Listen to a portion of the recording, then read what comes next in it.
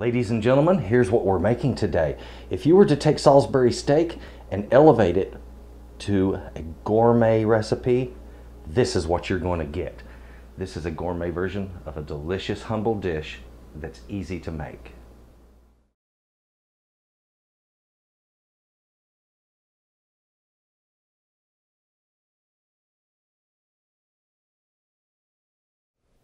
Today I'm going to be making a very cool and special recipe.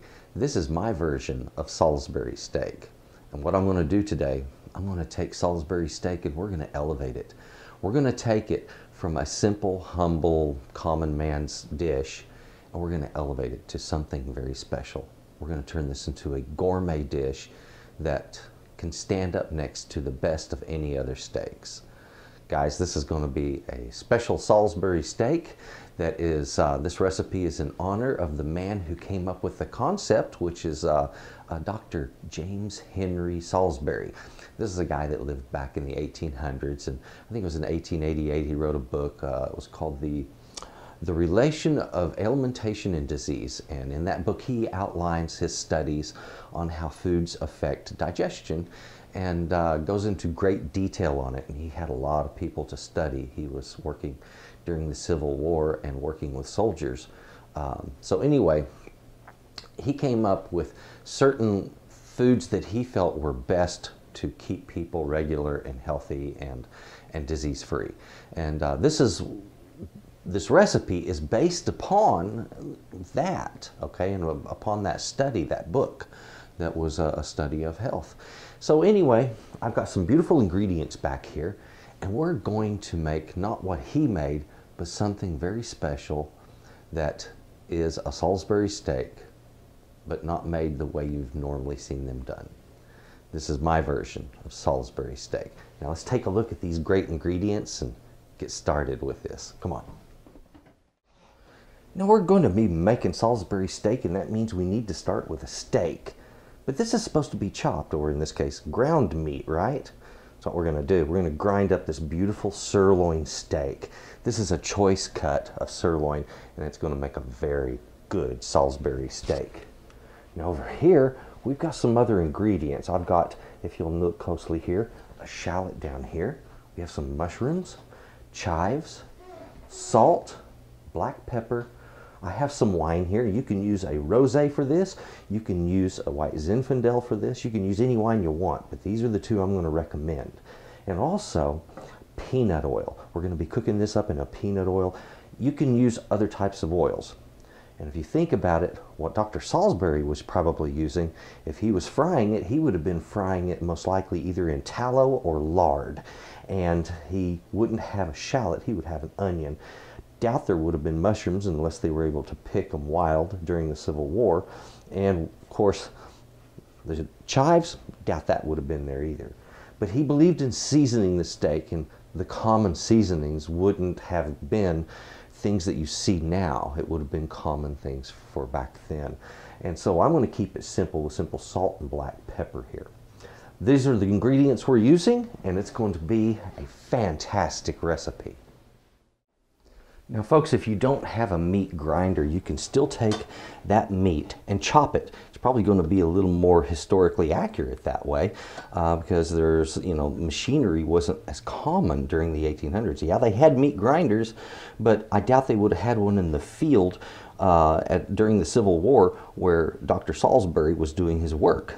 So it would have been knives and chopping. All right, so you have that option. I'm going to use my meat grinder, of course. If you would, just go at your steak. Now, if you're going to be cooking yours medium, where you have a nice pink center on it, you cannot use pre-ground meat. You got to do your own fresh, or you have to chop it fresh, okay? This is real important. You don't want to get sick because the meat had something in it from the place where it got ground. Now at home you can control that a little better. I have a good sanitary board here. My meat grinder has been sanitized, so everything is clean and appropriate. My hands have been sanitized and the knife is clean and sanitary also. So we're ready to go.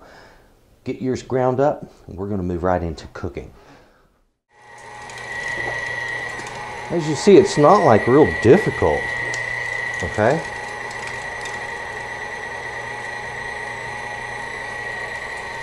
And the quality of the grind is just so much better. I finished grinding my meat, and this is the patty I'm going to be using right here, this big thick one that's kind of oblong. That's going to be my Salisbury steak. Yeah, I formed it kind of in the shape of a steak, kind of thick like a steak, because that's what we're cooking, a steak. Now, back here I've got a couple more patties. I fixed those up just to be frozen, and sometimes when I'm going to grind meat and I have to freeze it to use later, that's exactly what I do, folks. That right there gives me a wonderful ground beef, and it comes out better if I'll seal it in a vacuum seal bag before freezing. It's a perfect thing, and I keep perfect grind all of the time, and it doesn't cost me any extra. We're going to get started cutting up all of the vegetables. These chives, you're going to need 2 to 3 teaspoons of chopped chives and some whole ones at the end, you know, for decoration. Also, we want some sliced mushroom. Now I'm going to take the bottom off these caps, clean them up a little bit, and just thin slice them about an 8-inch thin. And I don't want them real thick because they're going to have to cook quick. So they need to be thin and release their flavor fast. Same thing on the shallot. I want it to cook really fast, so I'm going to do basically slivered shallot, really, really thin cuts. So do that and get that prepared, and then we'll get started cooking. Well, we have everything ready. I have my meat prepared. I have back here my mushroom sliced. My shallot is sliced thin. I have my pepper and salt ready for the meat. And I just need to open up that wine so when we're finished with the cooking, everything goes smooth. Now I'm also going to need some butter out here because I'm going to be whisking butter into that wine to make a fantastic sauce to go on that meat. Right there, simple pan that we're going to cook this in. And folks, yes, I'm teaching you how to do this as a single serving, and that's because we're elevating this again to a gourmet dish, and this is the way it would be done in a fine restaurant. Now folks, go ahead and get that Salisbury steak cooked. We are giving that a cook at medium-high heat with just a tiny bit of oil, and that is 4 minutes per side on a 3/4 inch thick patty. So once that's cooked up, I will be preparing the sauce with the beautiful fond left in the bottom of the pan. After cooking my meat, I have taken it and set it aside on a plate. I poured wine, about 1/3 cup, into this and whisked in some butter. And after that, and I had a beautiful sauce, I then now have added the mushrooms, the shallots. They're now cooking, and as soon as they're finished cooking, I'm going to put this right up on that steak. We have a delicious meal coming. Now the quantities on what we used today, I started with a fairly good sized sirloin steak back here. That was about 1.5 pounds of sirloin that I started with. And it's really not going to matter. It's going to depend on how many people you're making this for. So for one person or one serving, as you saw me make right there, anywhere from 8 to 14 ounces is going to make a good one. Okay, 14 ounces is a big steak, folks, and 8 ounces is a little more on the regular size side. And that's 1/2 pound. Okay, that 8 ounce, that's a big steak regardless, but that's what we're looking for there. And so on your ground meat when you're finished, or chopped meat, whichever way you go. Our other ingredients for this, I started with 3 small mushroom caps. These are a Cremini Mushroom. Now let me explain the difference. Cremini, baby Bella, and Bella mushrooms are all the same mushroom. They're just at different life stages. Creminis are the very small baby ones, okay? So we used 3 of those. I had a fistful of chives there. Well, not really, just, you know, just some chives to chop up. And you're going to want maybe 2 to 3 teaspoons of chopped chives at the most, with a few long pieces if you'd like for decoration. Salt and pepper to taste, and I like to go kind of a medium coating on those on my meat before cooking. As you've seen, we don't put it in the meat. And then of course the amount of wine is just going to be about 1/4 to 1/3 cup, and the amount of butter that we whisk into that is going to be about 3 to 4 pats of butter. All right, so up to about 2 tablespoons of butter total. Well, those are your ingredients. This is a beautiful and simple recipe, and folks, we need to get on to what this looks like. Now let's take a look at that. It has hit that point, folks. It's reduced down. Now, I need to decorate my Salisbury steak. Let's get on with that. I'm going to take my vegetables. I'm going to set them off to one end. Remember, when it comes to a dish like this, we eat with our eyes first. I'll take the rest of my glaze, pour it over the meat, and let it just fall off to my plate. That is what I call a Salisbury steak.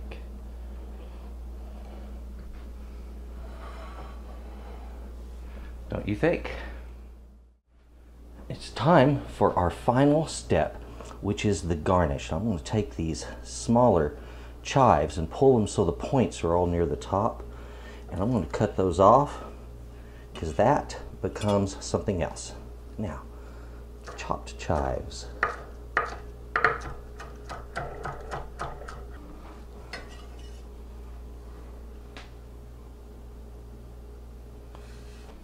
Now let's take some of these and form us a nice decoration, an edible decoration across the top of the meat.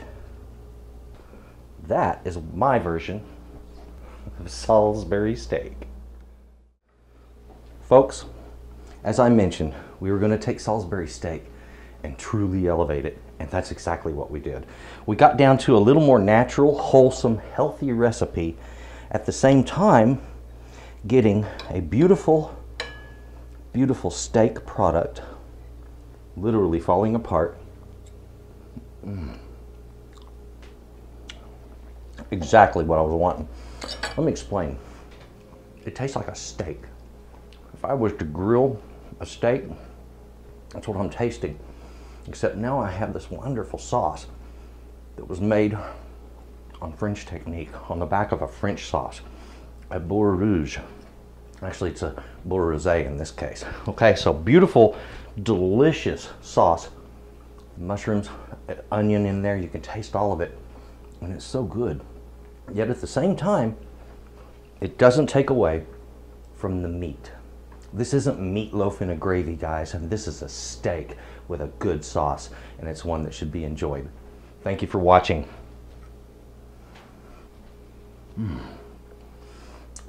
I would like to say thank you to my subscribers. Folks, you don't know how much you mean to me, really. To the people that write in, I really appreciate you. Thank you for communicating with me. Tell me what you think about this recipe. If you like it, click the like button down there. Please subscribe if you haven't done so. And folks, there's another thing. Recently I started a Patreon page. That's, oh, there it is, Patreon.